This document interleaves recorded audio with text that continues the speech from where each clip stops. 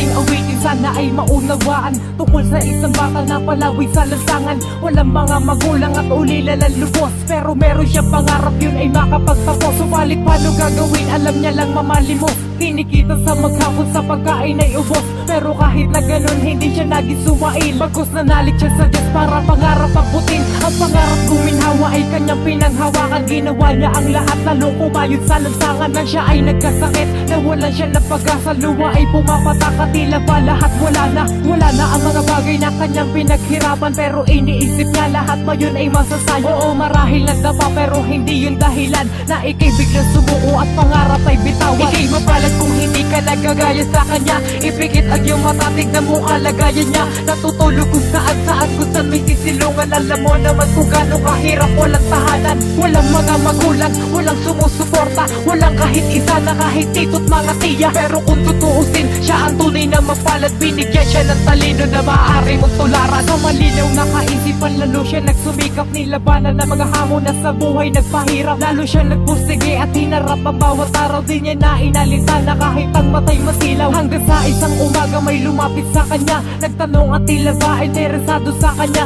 Ako na bahala sa iyo, basta mag-aral ka. Naririnig mo ba yung test na doon ay pwede ka? Masipag ka naman, alam ko na di ka mapipigo. Sa mga hamon sa ating buhay ay sadyang liko-liko. Tumayo ka ng maigi, diretsuhin ang iyong daan. Huwag kang gumaya sa iba na di gumamit ng hakan. Tandaan, lagi may solusyon at paraan. Kung hindi ka gagalaw, malamang hanggang diyan ka na lang. At bago magtapos ang awit, sana'y naintindihan. Pero bago ang lahat, wala man lang bang palakpakan. Ika'y mapalad kung hindi ka nagagaya sa kanya. Ipikit ang iyong mata, tignan mo kalagayan niya. Natutulog kung saan kung saan may sisilungan. Alam mo naman kung gaano kahirap, walang tahanan, walang mga magulang, walang sumusuporta, walang kahit isa na kahit tito't mga tiya. Pero kung tutuusin, siya ang tunay na mapalad. Binigyan siya ng talino na maaari mong tularan. Ika'y mapalad kung hindi ka nagagaya sa kanya. Ipikit ang iyong mata, tignan mo kalagayan niya. Natutulog kung saan kung saan may sisilungan. Alam mo naman kung gaano kahirap, walang tahanan, walang mga magulang, walang sumusuporta,